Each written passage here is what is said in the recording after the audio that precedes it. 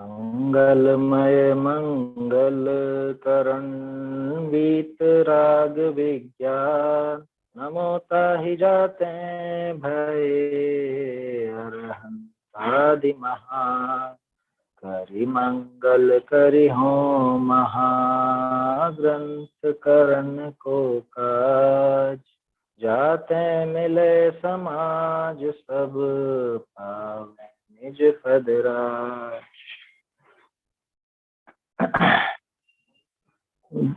सम्यक ज्ञान चंद्रिका की पीठिका अपन देख रहे हैं और इस पीठिका में बहुत सुंदर प्रकरण निकले हैं। अभी तक देखा जाए तो ये पीठिका की पीठिका थी अभी तक, क्योंकि अभी तक तोडरमल जी ने ये कहा कि हम ये भाषा टीका बना रहे हैं, इस ग्रंथ की महान ग्रंथों की भाषा टीका कर रहे हैं। तो उस टीका करने का प्रयोजन क्या और देश भाषा में क्यों बना रहे हैं या बना ही क्यों रहे हैं, प्रयोजन भी बताया और खुद का इसमें क्या लाभ होगा ये भी बताया, दूसरों को क्या लाभ होगा ये भी दिखाया। इसके साथ ही कि इनमें ये जो टीका की जाएगा यहाँ पर उन्होंने लिखी, तो उस टीका लिखने से दूसरे जीवों का तो लाभ होगा जो होगा, लेकिन मान लो कहीं कोई गलती हो जाए तो वो गलती से कैसे बचा जा सकता है या उस गलती को कैसे सुधारा जा सकता है, वो सारी बातें भी यहाँ पे अपने को दिख। ये सारा प्रकरण तो वास्तव में ऐसा था कि कोई भी अगर लेखक हो, कोई ग्रंथ बनाने का विचार करता हो या ग्रंथ छपाने का विचार करता हो तो उसके लिए बहुत काम का है। ये पूरा प्रकरण ऐसा है कि किस तरह से ग्रंथ बनाया जाना चाहिए, ये पूरा दिशा निर्देश आ गया एक तरह से। हमारे क्या तो भाव होने चाहिए और कैसे भाव नहीं होने चाहिए ग्रंथों के संबंध, ये पूरा दिशा निर्देश यहाँ दिया। ये अपन ने देखा था कल, भाई अरहंत देव जिनवाणी निर्ग्रंथ गुरु के प्रसाद से या मूल ग्रंथकर्ता नेमिचंद्र आदि आचार्यों के प्रसाद से कार्य हमारा सिद्ध हो। कौन सा? ये जो हमने देश भाषा में टीका करने का विचार, कौन से ग्रंथ की टीका बना रहे थे? गोमटसार, जीव कांड, कर्म कांड, लब्धिसार, क्षपणासार, है ना, इन सबकी टीका बनाने का विचार किया था। और गोमटसार आदि की टीका तो पहले भी उपलब्ध थी। क्या नाम था उसका? जीव तत्व प्रदीपिका, है ना, जीव तत्व प्रदीपिका नाम था गोमटसार जी की टीका, और वो संस्कृत में थी, इसलिए इन्होंने सम्यक ज्ञान चंद्रिका नाम से हिंदी टीका बनाने का विचार किया। आगे देखते हैं। अब बहुत बढ़िया प्रकरण है। अब समझो पीठिका तो अब चालू हुई है, अभी तक तो पीठिका की भूमिका थी या पीठिका की पीठिका थी, ऐसा समझना। अब यहाँ जिस बात के लिए पीठिका लिखी है वो बात यहाँ पे अब चालू है। पेज नंबर 4 पर नीचे है। अब इस शास्त्र के अभ्यास विषय जीवनी को सन्मुख करिए है। हे भव्य जीव हो, तुम अपने हित को वांछो हो तो तुमको जैसे बने तैसे या शास्त्र का अभ्यास करना। जाते हैं आत्मा का हित मोक्ष है और मोक्ष बिना अन्य जो है सो पर संयोग जनित है, विनाशीक है, दुखमय है, और मोक्ष है सोई निज स्वभाव है, अविनाशी है, अनंत सुखमय। कहते मोक्ष पद पाने का उपाय तुमको करना। सो मोक्ष के उपाय सम्यक दर्शन, सम्यक ज्ञान, सम्यक चरित्र है। सो इनकी प्राप्ति जीवाधिक के स्वरूप जानने हिते हो है। यहाँ तक देखते हैं पहले। तोडरमल जी अब यहाँ पे प्रेरणा दे रहे हैं। क्या प्रेरणा है यहाँ पर? शास्त्र अभ्यास की प्रेरणा, लेकिन वो तो इस ग्रंथ को पढ़ने की प्रेरणा दे रहे हैं। अब चूंकि इस ग्रंथ की पीठिका है तो लिखेंगे तो इसी ग्रंथ के लिए, लेकिन ये जो पूरा प्रकरण अब आगे चल रहा है ना, ये अकेले गोमटसार के अभ्यास की प्रेरणा समझ के मत पढ़ना, ये पढ़ना पूरे जिनवाणी के अभ्यास की प्रेरणा समझ। कोई भी शास्त्र, है ना, या सीधे शब्दों में कहूं तो स्वाध्याय की प्रेरणा समझ के पढ़ना। ऐसा मत सोचना कि ये तो सिर्फ गोमटसार को पढ़ने की प्रेरणा दे रहे, ये जो इन्होंने टीका लिखी है इस टीका को पढ़ने की प्रेरणा दे। तो ग्रंथ के उस ग्रंथ के पहले लिखी तो उस ग्रंथ के लिए लिखेंगे, लेकिन वास्तव में सब पर लागू होती। तो अपन जहां पे पर्टिकुलर सिर्फ इसी की बात हो उस बात को गौण करके सारी ही जिनवाणी के अभ्यास पर ये बात लागू करें। है ना, उसी ढंग से पढ़ेंगे। लिखा ना, अब इस शास्त्र के, इस हटा दो इसमें से, अब शास्त्र के अभ्यास विषय, जिन शास्त्रों के अभ्यास विषय जीवनी को सन्मुख करिए है। अब यहाँ पे जीवों को शास्त्राभ्यास के लिए सन्मुख करते हैं, शास्त्राभ्यास के प्रति लगन लगाते हैं। क्या कह रहे हैं? अच्छा देखो, एक बात और, सन्मुख करिए है का क्या मतलब होता है? इनकी तरफ लगाते हैं ना, सन्मुख, जब इनका मुंह इधर करते हैं, क्या मतलब कि लोगों की रुचि है नहीं इधर, लोगों की रुचि और दूसरे क्रियाकांड में बहुत है, और बाहर की उछल कूद में बहुत है, लेकिन शास्त्र अभ्यास में लोगों की रुचि नहीं है, इधर निगाह करते ही नहीं है, शास्त्रों की तरफ गर्दन घुमाते ही नहीं है। क्या बहुत से तो ऐसे होते हैं जीव, हमने तो वास्तव में देखा, ऐसे जीव होते हैं कि जैसे अन्य मत में कहा जाता है ना, भूत प्रेत तो मंत्र बोल करके भगा दो उनको, तो ऐसे बहुत से जीव तो ऐसे हैं कि जिनवाणी की बात सुनने को मिले तो भाग लेते हैं, क्या भाग जाते हैं, कह रहे जिनवाणी की बात करेंगे इनके पास मत चलो, शास्त्र की बात करेंगे इनके पास मत चलो। बहुत से रिश्तेदार होते हैं इस तरह। जैसे ही आपने शास्त्र की बात करने के प्रारंभ किया, पंडित जी, हमारे स्वाध्याय सभा में है ना, एक सासू जी आते हैं, उनकी 2 बहुएं, कि मैं जब ऑनलाइन ऐसे स्वाध्याय सुनती तो मेरी दोनों बहुएं ना कमरे में भाग जाती है, ऐसे होता है। हाँ, तो ये जिनको जिनवाणी नहीं रुचती है वो वास्तव में ऐसे प्रेत हैं कि जिनको ये जिनवाणी के मंत्र कान में पड़ते ही गायब हो जाते है, समझ? जैसे मंत्र पढ़ते से एकदम वो गायब हो जाए ना, उस तरह से भागते हैं। हमने तो देखा, बहुत से होते हैं इस तरह के लोग।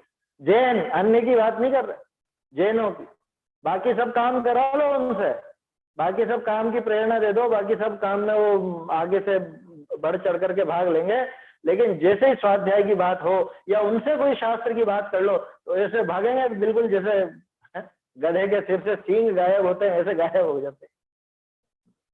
समझ में आई बात? तो इसलिए यहाँ आचार्य देव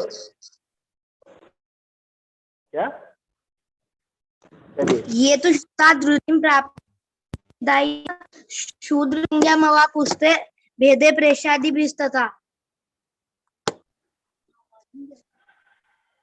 क्या आवाज नहीं आई? आवाज बराबर नहीं आई। ये तो श्रुता द्रुतिम प्राप्ता नीच कर्म विधायिना शूद्र संज्ञा मवा पुस्ते प्रेषादि था। ये किसमें है? ये आत्मानुशासन में नहीं, ये पद्म पुराण के 50वें 50वें पेज के बीच में है। ये इन्होंने पद्म पुराण पढ़ा, उसके अंदर है। ये तो शास्त्र द्रुतिम प्राप्ता, जो शास्त्र से द्रुति यानी दौड़ लगा लेते हैं, शास्त्र का नाम सुनते ही, शास्त्र को देखते ही, स्वाध्याय का नाम सुनते ही दौड़ लगा लेते हैं, वो शूद्र संज्ञा को प्राप्त होते हैं। किसमें आया ये पद्म पुराण में आया है। बढ़िया छंद है। कौन से अध्याय का है ये? कौन सा अध्याय का है? पर है अध्याय बीच का है। चलो कोई बात नहीं, आवाज भी कट रही है तुम्हारी। लेकिन पद्म पुराण में ऐसी बात है, सोचो, पद्म पुराण तो प्रथमान योग का ग्रंथ है ना, वहां आया ये तो शास्त्र द्रुतिम प्राप्ता, शूद्र संज्ञा क्या है, वो प्रपद्यते क्या है, शूद्र संज्ञा को प्राप्त होते हैं। माने वो शूद्र है जो शास्त्र का नाम सुनते ही भाग जाते हैं, शास्त्र का नाम सुनते ही दौड़ लगा लेते हैं। क्या उनके लिए तो शास्त्र बिल्कुल मंत्र जैसे हैं। सांप का जहर उतरता है ना, फोन पे मंत्र सुनाते ही जहर उतर जाता है, ऐसे ही शास्त्र की बात सुनते ही भाग जाते हैं। तो ऐसे जो भी रिश्तेदार हो या इस तरह के परिचित हो, उनको समझाना कि भैया भागो मत, शूद्र नहीं हो तुम, जैन हो, तुम शास्त्र सुनो पढ़ो। लाइट जला दो इधर। शास्त्रों का अभ्यास करो, शास्त्र अभ्यास अगर नहीं करोगे तो तुम शूद्र पने को प्राप्त होगे। तुम्हें शूद्र बनना है क्या? तुम तो जैन कुल में पैदा हुए। तो ऐसे टोडरमल जी यहाँ पे शास्त्र के अभ्यास में जीवों को सन्मुख करते हैं, जीवों को लगाते हैं। यहाँ क्या कह रहे हैं वो? देखो करुणा से कैसा बोलता है, हे भव्य जीव हो, हे भव्य जीवों, जैसे अमृत चंद्राचार्य बहुत प्यार से पुचकार करके और कहते थे ना, ऐसे टोडरमल जी भी बहुत प्रेम से अपने को संबोधन करे। हे भव्य जीवों, तुम अपने हित को वांछो हो तो तुमको जैसे बने तैसे या शास्त्र का अभ्यास कर लो। ये तो अंडरलाइन कर लो, ये लाइन ऐसी गजब की है ना, ये डायलॉग है। तो कि अगर तुम अपना भला चाहते हो, जो तुम अपने हित को वांछो हो, अपने हित को की इच्छा रखते हो, तो तुमको जैसे बने तैसे शास्त्र का अभ्यास करना। कौन से शास्त्र का? कि जिनवाणी का, है ना, जिनवाणी का अभ्यास करना। टोडरमल जी ने 8वें अधिकार में बताया ना कि हम कौन से शास्त्र का अभ्यास करें पहले। उन्होंने बता दिया कि भैया क्रम से, कोई क्रम तो है नहीं निश्चित ऐसा कि पहले ये या पहले ये, जो रुचे वो पढ़ लो, अथवा पहले तो, और सबसे पहले तो द्रव्यानुयोग का अभ्यास बताया वहां, है ना। फिर उसके बाद जैसे अपना मन लगे उस हिसाब से प्रथमानुयोग, कर्णानुयोग, चरणानुयोग, द्रव्यानुयोग सबका अभ्यास उस हिसाब से करो, अथवा बदल बदल के कर लो, जैसे चाहे वैसे। 8वें अधिकार का आखिरी प्रकरण है अभ्यास क्रम, अनुयोगों का अभ्यास क्रम। वो पढ़ने लायक है सब। ये जो सम्यक ज्ञान चंद्रिका की पीठिका है, ये आपको बिल्कुल ऐसी लगेगी जैसे 8वां अधिकार पढ़ रहे हैं। वहां भी स्वाध्याय की प्रेरणा, शास्त्राभ्यास की प्रेरणा यहाँ भी। जो तुम अपने हित को वांछो, अगर तुम अपना भला चाहते हो तो तुमको जैसे बने तैसे, जैसे बने तैसे मतलब कैसे भी करके, कैसे भी करके इस शास्त्र का अभ्यास करना, जिनवाणी का अभ्यास करना। क्यों? कि जाते हैं आत्मा का हित मोक्ष। मोक्ष बिना अन्य जो है सो पर संयोग जनित है, विनाशी के दुखमय है। ये तो मोक्ष की बात करने लग गए। अभी तो कह रहे थे शास्त्राभ्यास करो, शास्त्राभ्यास। तो बता रहे हैं, वो कारण दे रहे हैं कि शास्त्राभ्यास क्यों करना। कि शास्त्राभ्यास इसलिए करना क्योंकि आत्मा का हित तो मोक्ष है। दौलत राम जी ने यहीं से उठाई पड़ी, आत्म को हित है सुख, सो सुख आकुलता बिन कहिए, आकुलता शिव माही न ताते शिव मग लगी। आत्मा का हित तो मोक्ष है, सुख है। मोक्ष बिना अन्य जो कुछ भी है जगत में, जितनी भी दशाएं हैं, जितने भी द्रव्य, वो सब कैसे हैं? सो पर संयोग जनित हैं, विनाशिक है, दुखमय है। पर द्रव्य के अधीन है ना, पर द्रव्य के निमित्त से ही पैदा होते हैं, पर संयोग से ही पैदा होते हैं। दूसरी बात, नष्ट होने वाले हैं और कैसे हैं? दुखमय। जगत में जितनी भी वस्तुएं हैं, जितनी भी वस्तु हमको प्राप्त होती है जगत में, जितने भी कार्य हैं, जितनी भी पर्याय हैं तरह तरह की, वो सारी की सारी दुखमय और पर संयोग जनित, अगर मोक्ष को छोड़कर। एक मोक्ष की पर्याय ऐसी है जो पूर्ण स्वाधीन है, उसमें पर का संयोग नहीं है, दूसरे का कोई संयोग नहीं, दूसरे का कुछ लेना देना नहीं। दूसरी बात, मोक्ष की पर्याय विनाशिक नहीं है। बाकी सारी पर्याय तो विनाशिक है। ये क्यों? पर्याय तो एक समय की होती है, तो विनाशिक है कि नहीं है? मोक्ष की पर्याय भी तो एक समय की है ना, फिर विनाशिक हुई कि नहीं हुई? अरे ऐसे तो एक एक समय की ही है, लेकिन अब वो बार बार मोक्ष की ही पर्याय आनी है, वहां पे अनंत सुख की ही पर्याय आनी है, उसमें कोई अंतर आने वाला नहीं है, इसलिए उसको अविनाशी बोलते हैं, है ना। यहाँ वो बात मत लगाना एक समय की है तो विनाशी की तो हुई। अरे भले एक समय की, लेकिन ऐसे ही एक एक समय की सारी पर्याय एक जैसी आने वाली। और जगत में बाकी जितनी भी पर्याय हैं मोक्ष को छोड़ करके, मोक्ष मार्ग को छोड़ के जितनी भी पर्याय हैं वो सब ऐसी हैं कि एक तो पर संयोग से पैदा होती हैं, दूसरी बात वो विनाशिक हैं, और तीसरी बात दुखमय। इसके अलावा सुख है कहाँ बताओ? ये हेतु किस चीज का दे रहा है? शास्त्र अभ्यास करने की प्रेरणा का, है ना। शास्त्र अभ्यास करना, और कारण क्या दिया? क्योंकि आत्मा का हित मोक्ष। ये कैसा जवाब हुआ? जवाब पूरा नहीं हुआ है, अभी सुनो। आत्मा का हित मोक्ष, ये नक्की हो गया सबसे पहले तो, है ना। और आत्मा का हित जो मोक्ष है, उस मोक्ष को छोड़ के बाकी सारी दशाएं खोटी हैं, विनाशिक हैं, दुखमय है, पर संयोगी है। ठीक है, तो क्या करना है कि मोक्ष प्राप्त करना। तो मोक्ष कैसे मिलेगा? कि मोक्ष है सोई निज स्वभाव, अपना स्वभाव है ना मोक्ष। मोक्ष स्वरूपी जीव को कहा जाता है ना, आत्मा को कहा जाता है। कहाँ से निकल जाती है मोक्ष की पर्याय? तो केवल ज्ञान की पर्याय कहाँ से निकल जाती? वो मेरे ज्ञान स्वभाव में से तो निकल जाती है। अनंत सुख कहाँ भरा हुआ है? वो यहीं पे तो भरा हुआ है। मोक्ष है सोई निज स्वभाव है, अविनाशी है, अनंत सुखमय है। बिल्कुल अपोजिट हो गया ना। जगत की सारी दशाएं, जगत की सारी वस्तुएं वो पर संयोग जनित है, ये पर संयोग जनित नहीं है, ये अपना स्वभाव। वो सारी वस्तुएं और सारे कार्य वो विनाशिक हैं, ये अविनाशी। वो सारे के सारे दुखमय हैं, उनमें से सुख मिलने वाला नहीं है, उल्टा दुख ही मिलता है। और इस मोक्ष रूप पर्याय से सुख ही मिलता है। तो इससे क्या सिद्ध हुआ कि ये दोनों में से मोक्ष का पलड़ा भारी है, तो अपने को तो मोक्ष को ग्रहण कर। ठीक है, ताते मोक्ष पद पाने का उपाय तुमको करना। मोक्ष ही है ना अपने काम का, और मोक्ष को पाने का उपाय अपने को करना चाहिए। सो मोक्ष का उपाय सम्यक दर्शन, सम्यक ज्ञान, सम्यक चरित्र। ठीक है यार, तो इससे स्वाध्याय का क्या लेना देना है? क्या अब आ रही है बात। तो सो इनकी प्राप्ति जीवादिक के स्वरूप जानने ही ते हो है। जीवादि का स्वरूप जानने से ही इनकी सिद्धि होती। अभी भी प्रश्न का उत्तर पूरा नहीं आया है। प्रश्न का पूरा उत्तर तो अगले पैराग्राफ में, अगला पैराग्राफ जो लिखा ना, वहां पे सिद्ध होगा कि इसलिए तुम शास्त्राभ्यास करना। टोडरमल जी की शैली देखो जवाब देने की। बात शुरू कहां से की, प्रश्न का उत्तर कहां से प्रारंभ किया कि आत्मा का हित तो मोक्ष है ना। और वो कारण भी बता दिया कि मोक्ष ऐसा गजब का है, ये अविनाशी है, सुखमय है, अपने स्वभाव रूप है, पर संयोग की आवश्यकता नहीं, दूसरे का मुंह देखने की जरूरत नहीं। ठीक है साहब, उसका उपाय करेंगे। अब उसका उपाय जब करेंगे तो उसका उपाय तो सम्यक दर्शन ज्ञान चरित्र।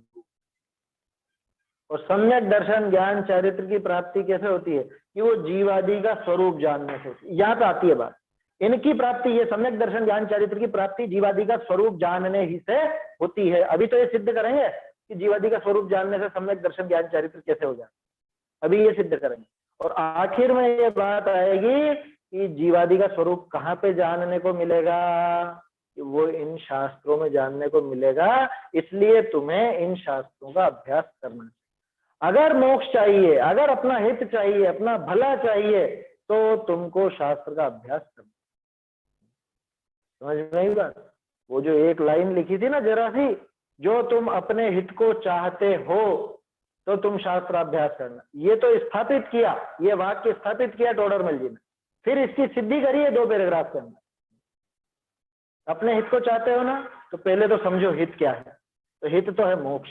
ठीक है साहब, मोक्ष की प्राप्ति करें तो मोक्ष मिलेगा सम्यक दर्शन ज्ञान चरित्र। वो कैसे मिलेंगे कि वो जीवादि तत्वों को जानने से मिलेंगे। वो कहाँ पे जाने जाएंगे कि वो शास्त्रों से जाने जाएंगे। अभी तो ये भी सिद्ध किया उन्होंने कि इनके जानने से सम्यक दर्शन ज्ञान चरित्र कैसे हो जाए, वो इस पैराग्राफ में देखते हैं। सो कहिए है, जीवादि तत्वनि का श्रद्धान सम्यक दर्शन है। सो बिना जाने श्रद्धान का होना आकाश का फूल समान है। पहले जाने तब पीछे तैसे ही प्रतीति करी श्रद्धान को प्राप्त हो है।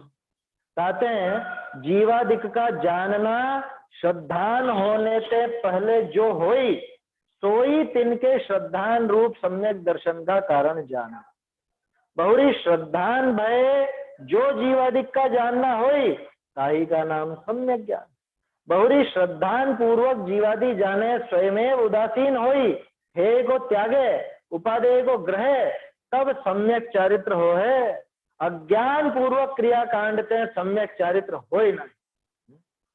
ऐसे जीवादिक को जानने ही ते सम्यक दर्शनादि मोक्ष के उपायनी की प्राप्ति निश्चय करनी, यहाँ सिद्ध किया ना। सो इस शास्त्र के अभ्यास से जीवादिक का जानना नीचे हो है। जाते हैं संसार है, सोई जीव और कर्म का संबंध रूप है। बहुरी विशेष जाने इनका संबंध का जो अभाव होई, सोई मोक्ष। तो इस शास्त्र विषय जीव और कर्म का ही विशेष निरूपण है, अथवा जीवादिक षड द्रव्य सप्त तत्वादिक का भी यह विषय नीचे निरूपण है। कहते हैं इस शास्त्र का अभ्यास अवश्य। ये तो अभी रीडिंग लगाई है, पर ना आप यूं मत सोचना कि अपना ये आगे आगे बढ़ गए एकदम। देखो क्या कह रहे हैं, मूल बात क्या है अपनी, अगर आत्मा का हित चाहते हो तो शास्त्राभ्यास करो। मूल बात ये है ना, यही सिद्ध कर। इसमें सबसे पहला बिंदु क्या निकल गया कि आत्मा का हित क्या, पहले तो ये समझो, क्योंकि तभी तो हम उसको चाहेंगे। अगर तुम अपना भला चाहते हो तो भला तो बता दो, भला क्या होता है? तो भला तो है मोक्ष। ठीक है साहब, तो मोक्ष का उपाय बताए। तो मोक्ष का उपाय बताया सम्यक दर्शन ज्ञान चरित्र। सम्यक दर्शन ज्ञान चरित्र कैसे होगा? कि वो जीवादिक को जानने से होगा, ये बात निकल गई। अब उसकी सिद्धि कि जीवादि को जानने से कैसे होगा? कि जीवादि तत्व का श्रद्धान सम्यक दर्शन है। जीवादि तत्वों का श्रद्धान सम्यक दर्शन, हम तो देवशास्त्र गुरु के श्रद्धान को सम्यक दर्शन समझ रहे। तत्वार्थ श्रद्धानम सम्यक दर्शनम, तत्वार्थ सूत्र में है ना। तो कौन है तत्वार्थ? जीवादि सात तत्व, जीवादि तत्वों का श्रद्धान सम्यक दर्शन। अब खास चीज क्या है? ठीक है श्रद्धान करो, पक्की श्रद्धा रखो। अरे ऐसा नहीं होता है कि पक्की श्रद्धा रखो। तो बिना जाने श्रद्धान का होना आकाश का फूल। ऐसा ही और भी जगह लिखा है टोडरमल जी में, बिना जाने का श्रद्धान गधे के सींग के समान। बिना जाने का श्रद्धान गधे के सींग के समान, बिना जाने का श्रद्धान आकाश के फूल के समान। आकाश का फूल कैसा होता है? देखा है? कौन से रंग का होता है? कैसी खुशबू होती है? कितना बड़ा होता है? अरे होता ही नहीं है। समझ में आई बात? ये असंभव वस्तु है, होता ही नहीं है आकाश का फूल। तो क्या बात करें कि कौन सा रंग का और कैसी खुशबू। तो बिना जाने का श्रद्धान होना आकाश के फूल समान है। पहले जाने तब पीछे तैसी ही प्रतीति करी श्रद्धान को प्राप्त हो, ये नियम है। ये पहले उस वस्तु को जाना जाता है, जानने के बाद फिर उसके श्रद्धान को वो प्राप्त होता है। कैसे होता है? उसकी प्रतीति का, जिसको जाना, जान करके उसकी प्रतीति करी, माने ज्ञान में पक्का निर्णय किया, तो वो फिर वो श्रद्धान को प्राप्त। कई बार ऐसे प्रश्न होते हैं ना कि ये सम्यक दर्शन होगा कैसे? सम्यक दर्शन कैसे होगा? कुछ भी नहीं करना, जानो इस। कुंदकुंदाचार्य देव ने तो जानने पर कितना जोर दिया। पहले निशान लगाए थे ना, मैंने देखे थे, जान जान जान, हर जगह जानने पर जोर था। सत्ता स्वरूप में भी आई थी बात, अष्टपहुड़ में भी आई थी, जानने पर हर जगह जोर दिया। क्यों? क्योंकि जानने के बाद ही वो श्रद्धान भी होगा, जानने से ही वो है उपादेय की बात खुलेगी, जानने से वो चारित्र बनेगा। इसलिए जानो। क्यों? कि बिना जाने का श्रद्धान तो आकाश के फूल के समान। पहले जाने तब पीछे तैसी ही प्रतीति करी श्रद्धान को प्राप्त हो। जैसे मैंने पहले जीव का स्वरूप जाना कि जीव ज्ञान दर्शन स्वभावी होता है ना, जानने देखने वाला होता है, सुख दुख का अनुभव करता है। जीव का अन्य से कोई लेना देना नहीं, पर कोई भी कर्तृत्व भोक्तृत्व इसके नहीं होता। ये सब मैंने पहले जाना। तो जान करके उस पर मैं विचार करूंगा, उहापोह करूंगा, तो मेरे वो प्रतीति पक्की बनेगी, दृढ़ विश्वास बनेगा। और जब वो प्रतीति बनेगी तभी जाकर के तो आगे श्रद्धान पक्का होगा, वो वैसे ही श्रद्धान बनेगा। ये तो बताओ श्रद्धान कैसे बनता है? देखो, एक तो है श्रद्धा, एक है श्रद्धान। तो यहाँ जो तत्वार्थ श्रद्धान की बात है ना, ज्ञान प्रधान ही होती। क्योंकि श्रद्धा गुण का काम क्या देखा अपन ने? श्रद्धा गुण का काम कितना? सिर्फ अहम करना कि ये मैं हूं, बस मैं पने की बुद्धि, हूं पने की जो बुद्धि, तो अब कहने में आ रहा है वो हुंकार जो है अंदर से, उसका नाम श्रद्धा। तो ये बताओ श्रद्धा बिना जाने कैसे काम करेगी? आपको ध्यान हो, जब अपन चैतन्य की चहल पहल पढ़ रहे थे उस समय भी ये चर्चा काफी हुई थी। तो उसके अंदर बात थी, वो ज्ञान से जो जाना है उस जाने हुए पे ही तो मोहर लगाती है ना श्रद्धा। श्रद्धा अलग से क्या करती है? ज्ञान ने जिसे जाना, ज्ञान ने जिसको अपने सामने उपस्थित किया, श्रद्धा उस पर मोहर लगा देती है। यही तो काम है श्रद्धा का, और क्या काम है? श्रद्धा का काम सिर्फ मोहर लगाना है। अब अपन उस श्रद्धा को तो एक तरफ रखो, अभी अपन श्रद्धान की बात कर रहे हैं। ये श्रद्धान ज्ञान प्रधान, वो श्रद्धा भी ज्ञान पूर्वक ही होती है, लेकिन वो एक द्रव्य में अहम रूप ही होती है। और यहाँ जो बात है ये श्रद्धान की बात, सम्यक दर्शन की बात, जिसको तत्वा श्रद्धान पर घटित कर रहे हैं, तो ये बिना जाने कभी नहीं। सीधा सा है, वही उदाहरण अपना स्टाम्प वाला। एक स्टाम्प है, लेटर हेड है, स्टाम्प है, और उस स्टाम्प पर आप साइन कर दोगे? खाली है, खाली, कुछ भी नहीं लिखा है। जिस पर कुछ भी नहीं लिखा है, क्या उस पर साइन किया जाएगा? उस पर साइन नहीं किया जाएगा, खाली स्टाम्प पर साइन नहीं किया जाता।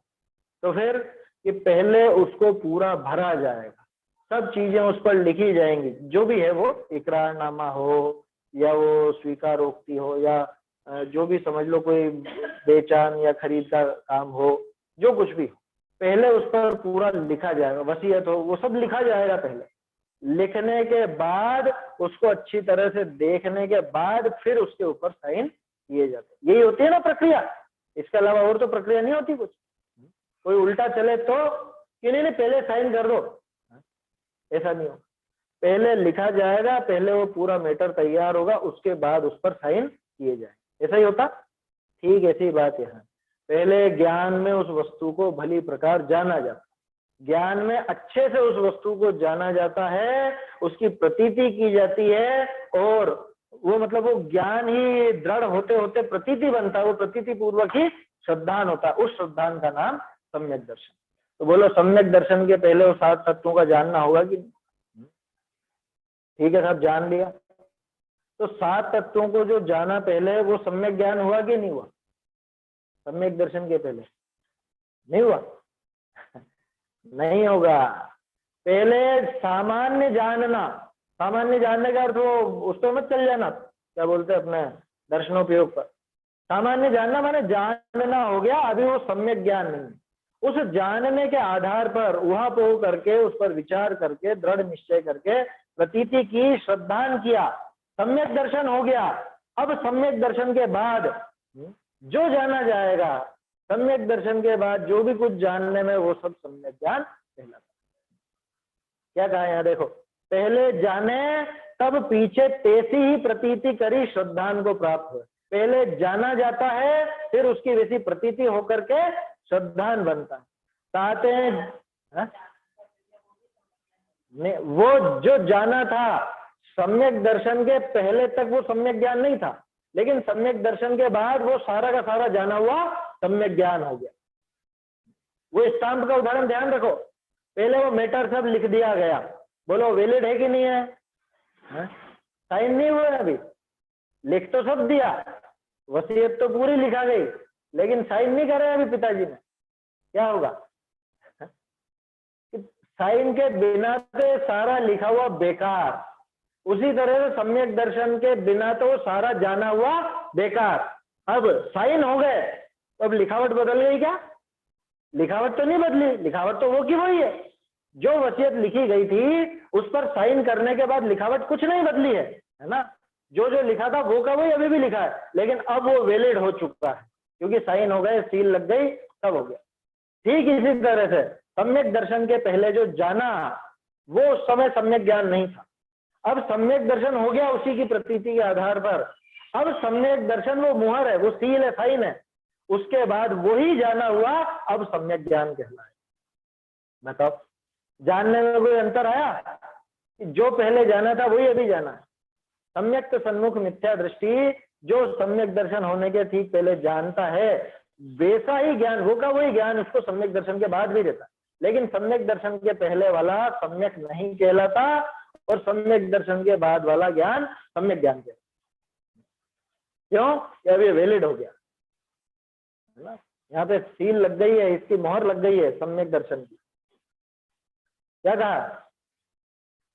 कहते हैं जीवादिक का जानना श्रद्धान होने से पहले जो होई, जीवादि का जानना श्रद्धान होने के पहले जैसा होता है, जो कुछ भी शास्त्र के आधार से होता है, सोई तिनके श्रद्धान रूप सम्यक दर्शन का कारण जान। ये बहुत गजब की बात है। क्या लिखा है यहाँ पे? सम्यक दर्शन का कारण कौन? बताओ। इस सम्यक दर्शन के पहले जो जाना गया था जीवादि तत्वों को, वो जानना ही तो सम्यक दर्शन का कारण है ना। इसलिए वो जानना बहुत जरूरी है, इसलिए वो शास्त्राभ्यास बहुत जरूरी। वहां लेके जा रहे हैं डॉडरमल जी शास्त्राभ्यास की तरफ, कि हम क्यों शास्त्राभ्यास की बार बार कहते हैं तुमसे, हम क्यों शास्त्राभ्यास की प्रेरणा दे रहे हैं? क्योंकि इस शास्त्राभ्यास के आधार पर जो जानना होगा तत्वों का, उन तत्वों के जानने के आधार पर ही प्रतीति बनेगी, उसी प्रतीति के आधार से सम्यक दर्शन होगा। माने सम्यक दर्शन का कारण इस पूरे 3 लोक में अगर कुछ बनेगा, तो वो शास्त्रों के आधार पे हुआ तत्व ज्ञान है, समझ। इसके बिना हो नहीं सकता, 3 लोक 3 काल में संभव नहीं है। शास्त्रों में जो लिखा गया है तत्संबंधी उस ज्ञान के बिना, उस तत्व ज्ञान के बिना कोई सम्यक दर्शन को प्राप्त करने वाला नहीं है, प्राप्ति हो नहीं सकती सम्यक, इसलिए उसकी प्रेरणा देती। क्या कहा, पहले जाने तब पीछे तेसी ही प्रतीति करी श्रद्धान को प्राप्त हो। कहते हैं इसलिए जीवादिक का जानना श्रद्धान होने से पहले जो हो ही, श्रद्धान होने के पहले जो जानना होता है जीवादि का, तो ही तिनके श्रद्धान रूप सम्यक दर्शन का कारण जानना, वो ही उस श्रद्धान रूप सम्यक दर्शन का कारण। कौन है कारण? कि जो सम्यक दर्शन के पहले जानना हुआ था वो ही सम्यक दर्शन का कारण। कह रहे लेकिन वो तो सम्यक ज्ञान था ही नहीं। कह रहे तो सम्यक बना तो सम्यक दर्शन दिलाएगा ना, वो ज्ञान उस सम्यक दर्शन का आधार बनेगा, वो ज्ञान उस सम्यक दर्शन को खींच कर लेकर के आएगा। इसलिए उस ज्ञान का महत्व है, इसलिए वो शास्त्र अभ्यास का महत्व। समझ में आ रही है बात? तो बहुत बढ़िया पंक्ति है। जीवादिक का जानना श्रद्धान होने से पहले जो हुई, माने श्रद्धान होने के पहले, सम्यक श्रद्धान होने के पहले जो जीवादि का जानना हुआ है ना, जीवादि सातों तत्व का जो जानना हुआ, वो ही उसके श्रद्धान रूप सम्यक दर्शन का कारण। देखो बहुरी श्रद्धान भय जो जीवादिक का जानना हुई। अब आगे की बात, अब सम्यक दर्शन हो गया। सम्यक दर्शन श्रद्धान होने के बाद जो जीवादि का जानना होता है, ताही का नाम सम्यक ज्ञान है। फाइन हो गया। अब फाइन होने के बाद जो कुछ लिखा हुआ है वो प्रामाणिक माना जाता है। जो भी वसीयत में लिख दिया वो वसीयत सच्ची वसीयत मानी जाती है। फाइन हो गए, सील हो गई। समझ में आ रही है बात? क्या कहा? श्रद्धान भय जो जीवादिक का जानना हुई, श्रद्धान होने के बाद जो जीवादि का जानना होता है उसी का नाम सम्यक ज्ञान। बहुरी श्रद्धान पूर्वक जीवादि जाने स्वयं उदासीन होई, हे को त्यागे उपादेय को ग्रहे, तब सम्यक चारित्र हो है। सम्यक चारित्र और किसका नाम है? किसे कहते हैं सम्यक चारित्र? वही जो जाना था, जिसकी श्रद्धा की थी, जिसकी श्रद्धा की थी, जो जाना था, अब जानने का फल भी तो आएगा ना। जानने का फल क्या आएगा? कि जिसको है जाना उसका तो त्याग हो। रहेंगे उसको तो कोई दिक्कत नहीं।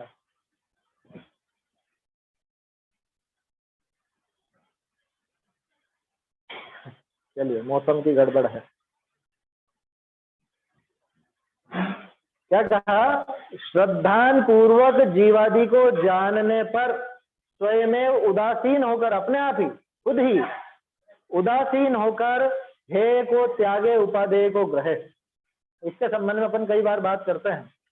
परीक्षा मुक्त का सूत्र है ना, ज्ञान का फल, पहले भी कई बार चर्चा की है। ज्ञान का फल क्या है? अज्ञान निवृत्ति हानोपादान उपेक्षाश्च फलम, ऐसा सूत्र। अज्ञान निवृत्ति वो तो तत्काल फल, साक्षात फल, और परंपरा फल क्या है? हान, उपादान या उपेक्षा।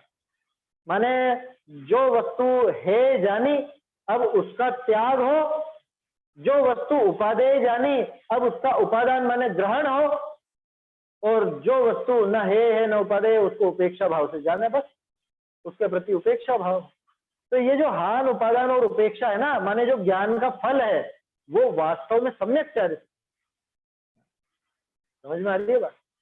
क्योंकि अब जो जान लिया और जान करके जिसमें है उपादेय पना समझ लिया, तो हे को छोड़े, उपादेय को ग्रहण करे, इसका ही तो नाम सम्यक चारित्र, और क्या है?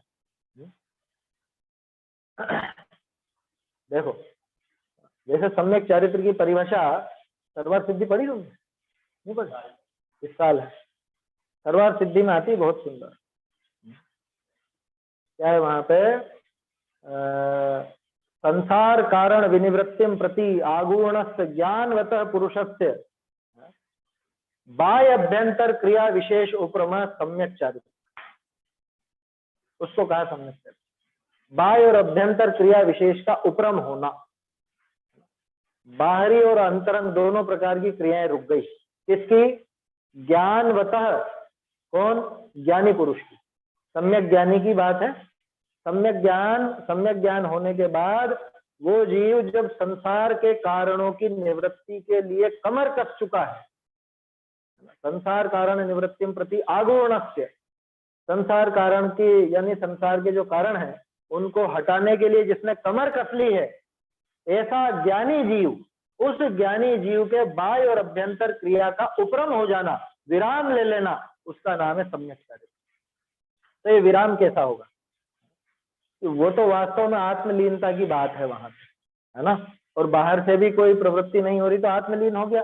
अंतरंग की प्रवृत्ति माने मन वचन काया के जो वो समझ लो विकल्प होते हैं वो सब समाप्त होकर के और इधर आत्मलीन हो गया, निर्विकल्प हो गया, वैसी बात है। इसके अलावा ये परिभाषा आती है कि हे का त्याग और उपादेय का ग्रहण, ये सम्यक चारित्र। देखो एक अपन वाक्य पढ़ते हैं ना, बिन जाने ते दोष गुणन को कैसे तजिए गहिए। मतलब अगर नहीं जानेंगे दोषों को और गुणों को नहीं जानेंगे तो कैसे छोड़ेंगे और कैसे ग्रहण करेंगे? ये तो इसका अर्पित अर्थ है। अनर्पित अर्थ क्या है इसका? सोचो, बिना जाने अपन ग्रहण त्याग नहीं कर सकते है ना, दोषों को और गुणों को, मतलब दोषों को छोड़ नहीं सकते और गुणों को ग्रहण नहीं कर सकते, ये तो उसमें लिखा हुआ है। इसका छिपा हुआ दूसरा पहलू क्या है? अनर्पित अर्थ क्या है इसका? है? जो स्पष्ट है वो अर्पित है, सामने दिख रहा है वो अर्पित, और उसकी छुपी हुई बात दूसरा पहलू वो अनर्पित। अर्पित अनर्पित सिद्ध है तो सही तत्वार्थ सूत्र में 5वें अध्याय का सूत्र है ना। तो इसका दूसरा अर्थ क्या है? दूसरा अर्थ ये है कि जानने पर गुणों का ग्रहण और दोषों का त्याग होना चाहिए। जब ये कह रहे हैं कि बिना जाने हम दोषों को कैसे छोड़ें, गुणों को कैसे ग्रहण करें, तो जानने का फल क्या निकला? जानने का फल ये होना चाहिए कि गुणों को ग्रहण किया जाए और दोषों को छोड़ा जाए। अब जो जीव गुणों को ग्रहण नहीं करता है, दोषों को नहीं छोड़ता है, तो उसका जानना किसी काम का नहीं, वो जानने का फल नहीं मिलेगा उसको। तो सम्यक चारित्र किसको नाम दिया? श्रद्धान पूर्वक जीवादि जान करके, जीवादि का श्रद्धान पक्का हुआ, उनको जाना, तो सम्यक दर्शन सम्यक ज्ञान दोनों तो आ गए। स्वयमेव उदासीन होई, स्वयमेव उदासीन होकर के हेय को त्यागे, उपादेय को ग्रहे। क्या है हेय और क्या है उपादेय? आश्रव बंध इनका त्याग करे, है ना, संवर निर्जरा इनको ग्रहण करे, मोक्ष को ग्रहण करे, उपादेय को ग्रहे, तब सम्यक चारित्र वो है, तब जाकर सम्यक चारित्र होता। माने सम्यक दर्शन और सम्यक ज्ञान के उपरांत ही ये सम्यक चारित्र का क्रम बनता है। अज्ञान पूर्वक क्रियाकांड से सम्यक चारित्र हो ही नहीं।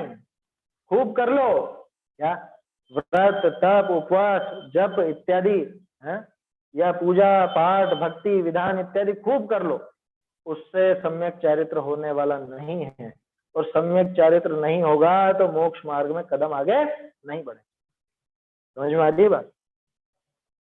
अज्ञान पूर्वक क्रियाकांड से सम्यक चारित्र नहीं होता, बल्कि इन जीवादि तत्वों को जानकर, इनका श्रद्धान करके और फिर स्वयं विरक्त होकर के, स्वयं ही वैरागी होकर के, उदासीन होकर के हेय का त्याग करता है, उपादेय को ग्रहण करता है, तब जाके सम्यक चारित्र होता है, अन्यथा नहीं। ऐसे जीवादिक को जानने ही थे। अब देखो ये टोडरमल जी इतनी देर से क्या बता रहे थे, अब रहस्य समझ में आ रहा है? ये सारा काम किससे सिद्ध हुआ? ये सम्यक दर्शन सम्यक ज्ञान सम्यक चारित्र किससे सिद्ध हुआ? ये जीवादि को जानने से सिद्ध हुआ। ऐसे जीवादिक को जानने ही थे, जानने ही से, और कोई उपाय नहीं है, और कोई उछल कूद करने से नहीं, जानने से ही सम्यक दर्शन आदि मोक्ष के उपाय की प्राप्ति निश्चय करनी। या सम्यक दर्शन आदि जो मोक्ष के उपाय हैं उनका निश्चय किससे होगा? कि जानने से। फिर से प्रश्न क्या था, मतलब प्रश्न क्या टोडरमल जी ने बात क्या स्थापित की थी? अगर तुम अपने हित को चाहते हो तो शास्त्र का अभ्यास करो। अब सिद्ध हो रहा, सबसे पहले उन्होंने सिद्ध किया अपना हित क्या है, कि अपना हित तो मोक्ष है। तो मोक्ष की सिद्धि किससे होती है? सम्यक दर्शन ज्ञान चारित्र। वो सम्यक दर्शन ज्ञान चरित्र कैसे होते हैं वो यहाँ बता दिया कि जानने से होते हैं, बिना जाने नहीं होते। और वो जानना किसका? इन शास्त्रों का। इन शास्त्रों में वो सारी बातें हैं। इसलिए इन शास्त्रों को जानोगे तो सम्यक दर्शन, सम्यक ज्ञान, सम्यक चरित्र होंगे, वो तीनों होंगे तो मोक्ष की प्राप्ति होगी। मोक्ष की प्राप्ति होगी तो तुम्हारा कुछ हित होगा। इसलिए जो हमने कहा है, अगर तुम अपने हित को वांछते हो, चाहते हो, तो शास्त्र के अभ्यास में लगो, शास्त्र का अभ्यास करते रहो, ये कह रहे हैं टोडरमल जी। ऐसे जीवादि को जानने ही ते सम्यक दर्शन आदि मोक्ष के उपाय की प्राप्ति निश्चय करना। ये पक्का कर लेना दिमाग में, ये जानने से ही मोक्ष की प्राप्ति, हित की प्राप्ति, सम्यक दर्शन आदि की प्राप्ति। सो इस शास्त्र के अभ्यास से जीवादि का जानना निके हो। अब शास्त्रों पर आ गई बात, क्योंकि जानना और कहाँ से होगा भाई, और कहीं से तो जान नहीं पाओगे जीवादि तत्वों। तो शास्त्र से, इस शास्त्र के अभ्यास से, टोडरमल जी का तो इशारा गोमटसार आदि की तरफ है, अपन उस इशारे को पूरे जिनागम की तरफ लगाओ। इन शास्त्रों के अभ्यास से, जिन शास्त्रों के अभ्यास से जीवादिक का जानना नीके हो, नीके मतलब अच्छी तरह, भली प्रकार, है ना। ये शब्दों को सीखो, बहुत काम आएंगे आगे। नीके मतलब बहुत अच्छे से जाते हैं, कारण भी बता रहे हैं। जाते हैं, संसार है सोई जीव और कर्म का संबंध रूप है। छात्र तत्व की बात आ जाएगी। संसार दशा किसका नाम? जीव और कर्मों का संबंध। इसके अलावा संसार है क्या? जीव और कर्म, इनका जो आपस में संबंध है, इसका नाम है संसार है सोई जीव और कर्म का संबंध रूप है। बहुरी विशेष जाने इनका संबंध का जो अभाव होई सोई मोक्ष। लो, संसार और मोक्ष की इससे सरल परिभाषा कहीं और नहीं मिलेगी। किसे कहा संसार? जीव और कर्म का संबंध, उसका नाम संसार। और जीव आदि को जानने पर जो ये संसार का अभाव होगा, विशेष जानने पर संसार का अभाव होगा, उसी का नाम मोक्ष। कितनी सटीक परिभाषा है। प्रश्न है क्या किसी को? चलिए, क्या कहा? क्योंकि संसार है वो जीव और कर्म का संबंध रूप है, और विशेष जानने से इनके संबंध का जो अभाव होता है, जीव और कर्म का संबंध टूटता है जानने पर, उसी का नाम मोक्ष। सो इस शास्त्र विषय जीव और कर्म का ही विशेष निरूपण है। ये तो गोमटसार के लिए लिखा उन्होंने, जीव और कर्मों का ही इसमें विशेष निरूपण है। एक तो जीव कांड है, एक कर्म कांड है ना, लिखा ना वहां पे, गोमटसार जीव कांड, गोमटसार कर्म कांड। तो उन दोनों के लिए इशारा दे रहे हैं कि यहाँ पे तो इन दोनों का ही निरूपण। और वैसे पूरे जिनागम की बात करो तो भी यही है, और क्या है इनके अलावा? 7 तत्वों के अलावा और किसकी बात है?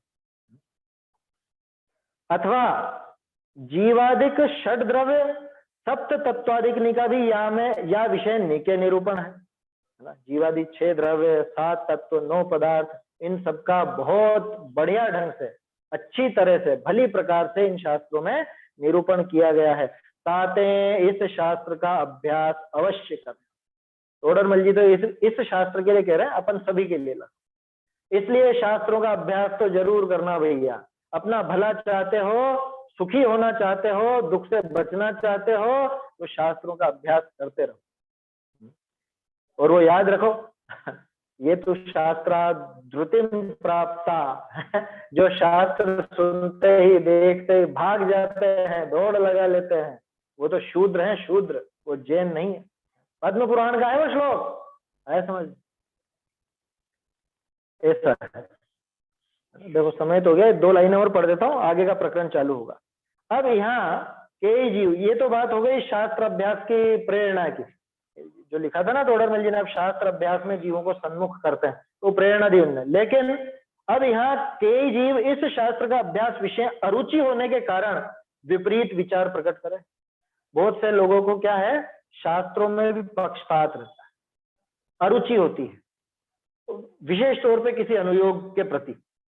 जबकि जो सच्चा जैन होगा वो भले किसी शास्त्र का अभ्यास करे, है ना, बाकी का नहीं कर पा रहा हो, एक का ही करता हो मुख्य रूप से, लेकिन बाकी के प्रति अरुचि तो नहीं होगी ना।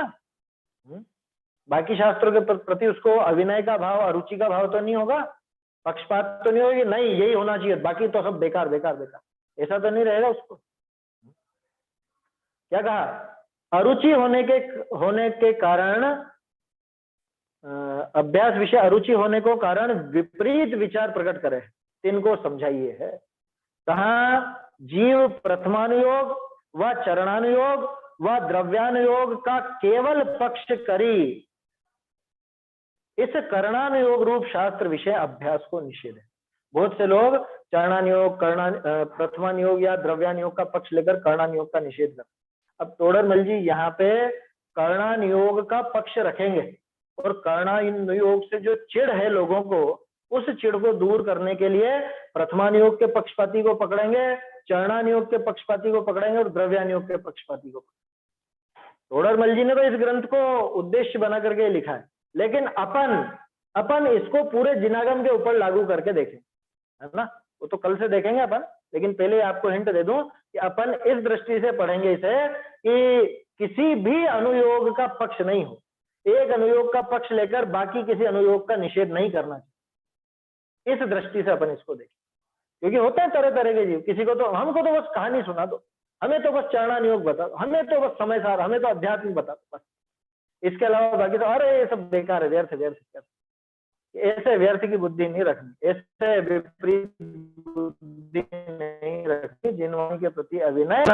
ऐसा यहाँ पे अब आगे प्रकरण चलेगा। तो एक एक पक्षपाती को पकड़ करके उससे सवाल जवाब के माध्यम से, तर्क और युक्तियों के माध्यम से तोडरमल जी यहाँ पे उपदेश देंगे, समझाएंगे। तो सबसे पहले प्रथमानुयोग के पक्षपाती का नंबर आएगा, उसको अपन कल देखेंगे।